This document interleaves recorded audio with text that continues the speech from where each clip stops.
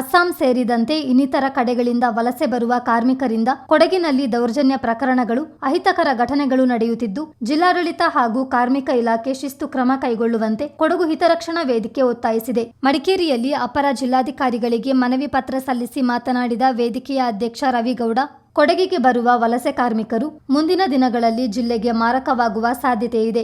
ಈಗಾಗಲೇ ಸಾಕಷ್ಟು ಮಂದಿ ಅಪರಾಧ ಪ್ರಕರಣಗಳಲ್ಲಿ ಭಾಗಿಯಾಗಿದ್ದಾರೆ. ಗ್ರಾಮೀಣ ಭಾಗಗಳಲ್ಲಿ ಮದ್ಯ ಸೇವಿಸಿ ಸ್ಥಳೀಯರಿಗೆ ತೊಂದರೆ ಕೊಡುತ್ತಿದ್ದಾರೆ. ಆಹಾರ ಇಲಾಖೆಯ ಪರವಾನಗಿ ಪಡೆಯದೆ ರಾಜಾರೋಷವಾಗಿ ವ್ಯಾಪಾರದಲ್ಲಿ ತೊಡಗಿದ್ದಾರೆ. ತಂಬಾಕು, ಗುಟ್ಕಾ ಮತ್ತಿತರ ಮಾದಕ ವಸ್ತುಗಳನ್ನು ಮಾರಾಟ ಮಾಡುತ್ತಿದ್ದಾರೆ.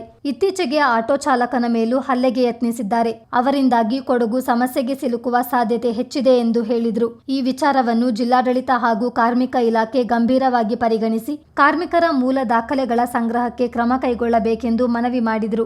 ಈಗಾಗಲೇ ಕೊಡಗು ಜಿಲ್ಲೆಗೆ ಅಸ್ಸಾಂ ಮತ್ತು ಇನ್ನಿತರ ಮೂಲದ ಕಾರ್ಮಿಕರು ಆಗಮಿಸಿದ್ದಾರೆ. ತೋಟ ಮತ್ತು ಕಟ್ಟಡ ಕಾರ್ಮಿಕರಾಗಿ ಕೊಡಗು ಜಿಲ್ಲೆಯಲ್ಲಿ ನಿರ್ವಹಿಸ್ತಾ ಇದ್ದಾರೆ.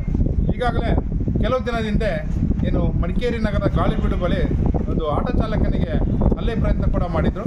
ಮತ್ತು ಮೊನ್ನೆ ದಿನ ಎಲ್ಲ ಸಾಮಾಜಿಕ ಜಾಲತಾಣದಲ್ಲಿ ನೋಡಿರ್ಬೋದು, ಮಡಿಕೇರಿ ಮಾರುಕಟ್ಟೆಯಲ್ಲಿ ನಿಷೇಧಿತ ಗುಟ್ಕಾ ಪದಾರ್ಥ, ಬೀಡಿ, ಸಿಗರೆಟ್, ತಂಬಾಕು ಇದನ್ನು ಮಾರಾಟ ಮಾಡ್ತಿದ್ರು. ಮತ್ತು ಅದೇ ರೀತಿ ಇದು ಫುಡ್ ಅಥಾರಿಟಿಯಿಂದ ಯಾವುದೇ ಪರವಾನಗಿ ಪಡೆಯದೆ ಗುಲಾಬ್ ಜಾಮೂನ್ ಮತ್ತು ರಸಗುಲ್ಲ ರೀತಿಯ ಇನ್ನೂ ಯಾವುದೆಲ್ಲ ಪದಾರ್ಥಗಳನ್ನ ಮಾರಾಟ ಮಾಡ್ತಿದ್ರು. ಇದರ ಬಗ್ಗೆ ನಾವು ಕೂಡ ಅದನ್ನು ತಡೆದು ಮತ್ತು ನಮ್ಮ ಮಾಧ್ಯಮದವರು ಜಾನ್ಸನ್ ಪ್ರೈವೇಟ್ಗೂ ಕೂಡ ಅದನ್ನು ಮಾಧ್ಯಮದ ಮುಖಾಂತರ ಗಮನಕ್ಕೆ ತಂದಿದ್ದಾರೆ.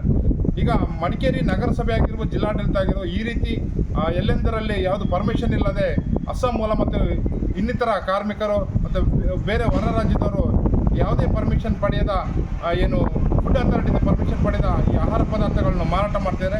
ಇದರಿಂದ ಇಲ್ಲಿಯ ಸ್ಥಳೀಯ ಜನರಿಗಾಗಿರ್ಬೋದು, ಬೇರೆಯವರಿಗಾಗಿರ್ಬೋದು ಏನಾರು ಹೆಚ್ಚು ಕಮ್ಮಿ ಆದರೆ ಯಾರು ಜವಾಬ್ದಾರಿ ತೆಗೊಳ್ತಾರೆ ಅಂತೇಳೊಂದು ಯಕ್ಷಪ್ರಶ್ನೆ ಆಗಿದೆ. ಆ ವಿಚಾರವಾಗಿ ಈ ಅಸ್ಸಾಂ ಕಾರ್ಮಿಕರು ಹಳ್ಳಿಗಾಡು ಪ್ರದೇಶಗಳಲ್ಲಿ ಸಂಜೆ ಹೊತ್ತು ಮದ್ಯಪಾನ ಹಾಗೂ ಇನ್ನಿತರ ಅಕ್ರಮ ಚಟುವಟಿಕೆ ಮತ್ತು ಅಲ್ಲಿಯ ಸ್ಥಳೀಯರಿಗೆ ಒಂದು ಭಯದ ವಾತಾವರಣವನ್ನು ಸೃಷ್ಟಿ ಮಾಡಿದ್ದಾರೆ.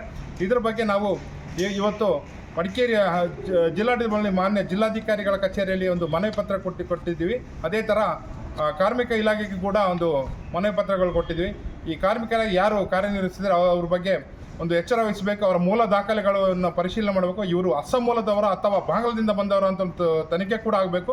ಅದೇ ರೀತಿ ಪೊಲೀಸ್ ಇಲಾಖೆ ಕೂಡ ಇದರ ಬಗ್ಗೆ ಒಂದು ಕ್ರಮ ತಗೊಳ್ಬೇಕು ಅಂತೇಳಿ ಮಾನ್ಯ ಜಿಲ್ಲಾಧಿಕಾರಿಗಳಲ್ಲಿ ಮನವಿ ಮಾಡಿದ್ವಿ. ಮುಂದಿನ ದಿನಗಳಲ್ಲಿ ಇವರ ಆಟೋಟೋಪ ಮತ್ತು ನಮ್ಮ ಸ್ಥಳೀಯರ ಮೇಲೆ ಇವರು ದಬ್ಬಾಳಿಕೆ ಮಾಡ್ತಾರೆ, ಈ ದಬ್ಬಾಳಿಕೆಯನ್ನು ತಡಿಬೇಕು. ಏಕೆಂತ ಹೇಳಿದ್ರೆ ಅವರು ಕೂಲಿ ಕಾರ್ಮಿಕರಾಗಿ ಬಂದವರು ಕೂಲಿ ಕೆಲಸ ಮಾಡ್ಕೊಂಡು ಹೋಗಬೇಕು ಅಷ್ಟೇ ಹೊರತು ನಮ್ಮ ಮೇಲೆ ದಬ್ಬಾಳಿಕೆ ಮಾಡೋದನ್ನು ನಿಲ್ಲಿಸಬೇಕು.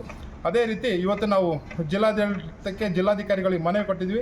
ಮುಂದಿನ ದಿನಗಳಲ್ಲಿ ಇವರ ದಬ್ಬಾಳಿಕೆ ಆಟೋಟೋಪ ನಿಲ್ಲದಿದ್ದರೆ ನಾವು ಕೊಡಗು ಹಿತರಕ್ಷಣಾ ವೇದಿಕೆಯಿಂದ ಬೃಹತ್ ಹೋರಾಟ ಮಾಡ್ತೀವಿ.